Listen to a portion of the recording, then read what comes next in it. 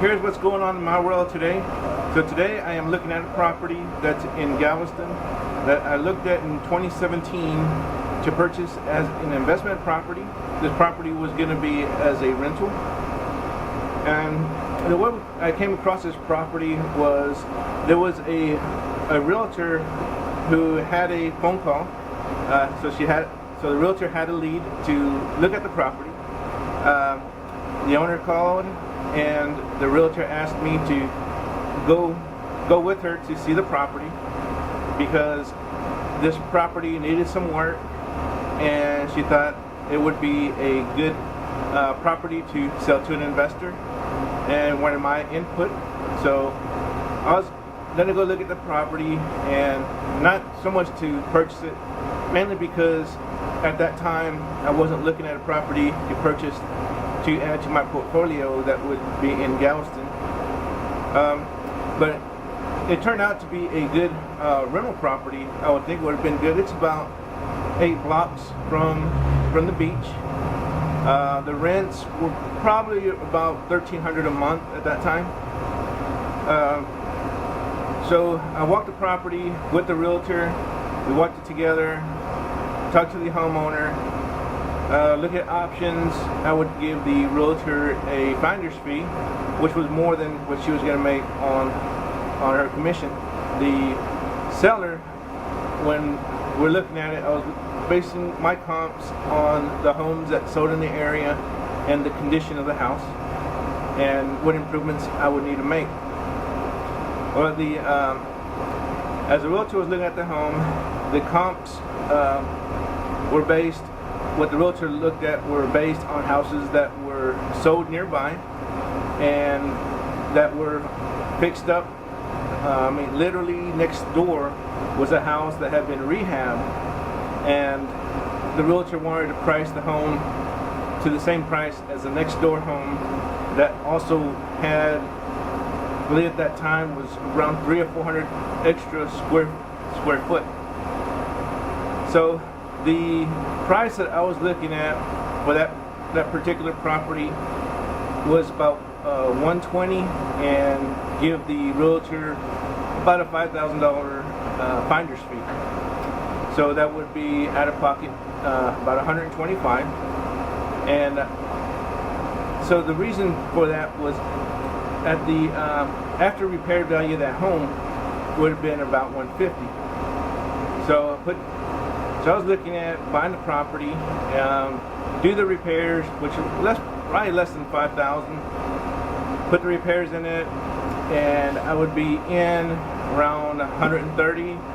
Have $20,000 of equity, which was great. If I ever sold it, then I would have to pay commission fees, surveys, title fees, all those. So it was a fair deal. It wasn't a great deal, but it was a fair deal. And so the thing that stopped that transaction was that at that time that realtor didn't understand what owner financing was or how it worked and how she would get paid.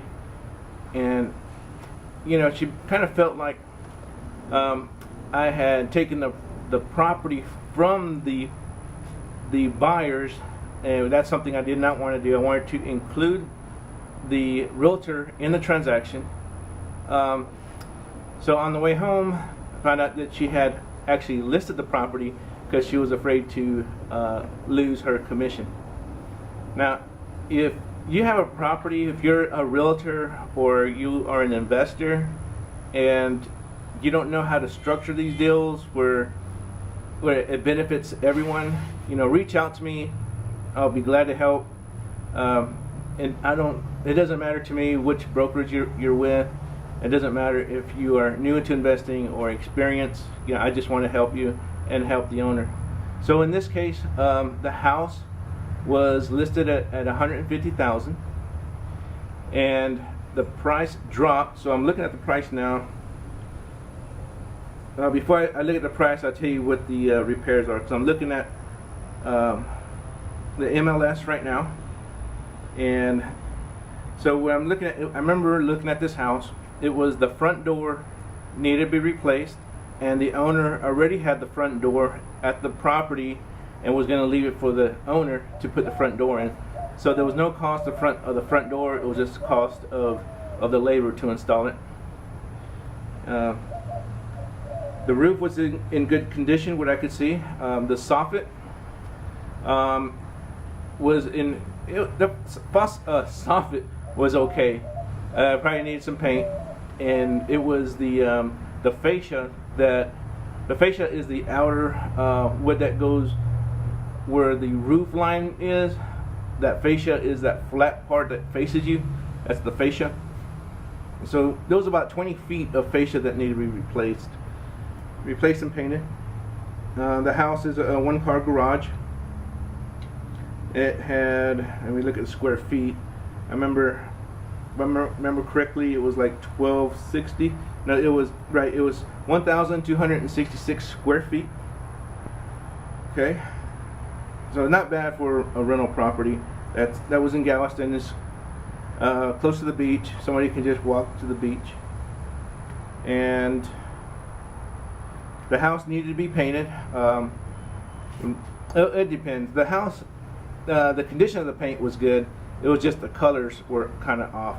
It was avocado greenish color, which would probably be okay for some people, but that would be something that I would want to paint a neutral color.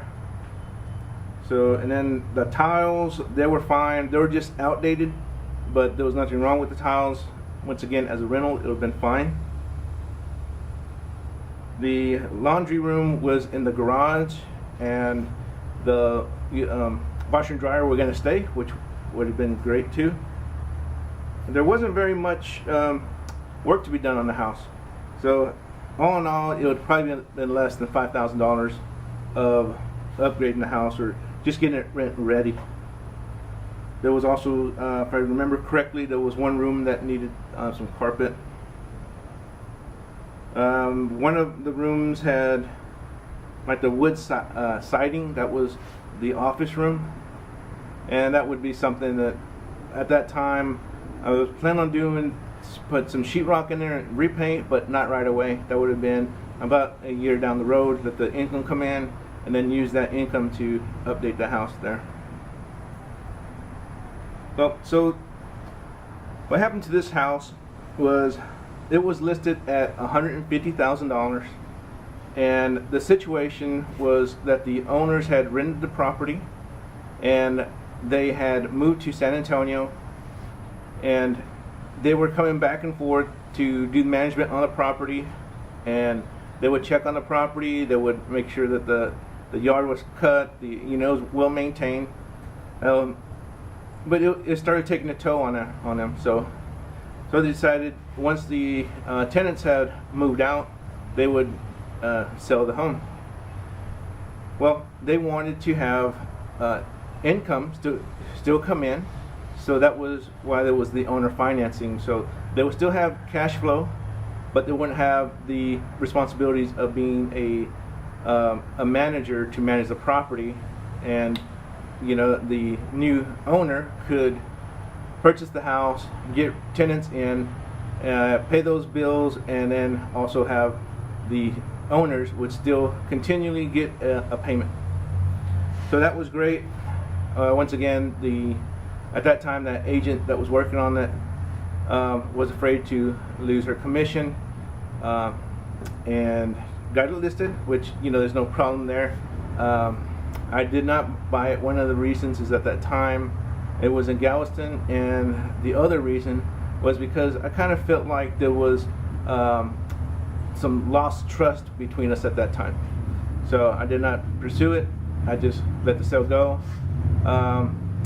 Well, it was priced too high. The house was priced at $150,000, and it took over 6 months to sell. So I'm looking at the transaction here. Let's see. So I won't give you the exact dates, but I'll tell you the timeline. So, well, in August. So in August, it was listed at $150,000. Remember, my all-in price was $125,000. So it was listed at 150, which was the same price as the neighbor's house that sold, that was fully updated and with more square feet. So it was listed at 150. 3 months later, the property dropped to 130,000. So that was a $20,000 drop within 3 months. And then after that 3 months, so it was 86 days later. Okay, so 86 days later, the property dropped $20,000. And then on 8, 9, 10, 11, 12, 4 months later, which was 145 days, the property went to pending, which was great. Except it went to pending, but that wasn't a purchase price. Now the final purchase price was $120,000, which was 6 months later, and that is the day that it went into contract. So 159 days later it went into contract. It dropped from 150, sold at 120. So that is a $30,000 drop. And not only that, that is the time that it was an executed contract. That's not the time it sold. So after that, it takes, once it goes to being a fully executed contract, then it's about 30 to 45 days that the actual closing is.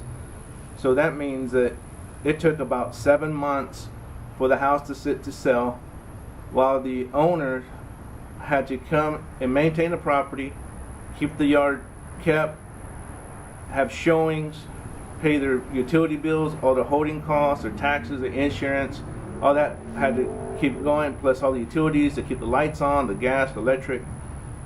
So it really didn't benefit the seller or even the listing agent. So on this case, it looked like the house was just listed too high, and I know that if I would have bought the property, I would have paid a little bit more. But the reason for that is I didn't have to get financing, because the financing would have been built in. So that it would save me some cost and benefited the seller, and also the listing agent. Even though it wasn't listed, she would have had a referral fee, which would have been more than her commission.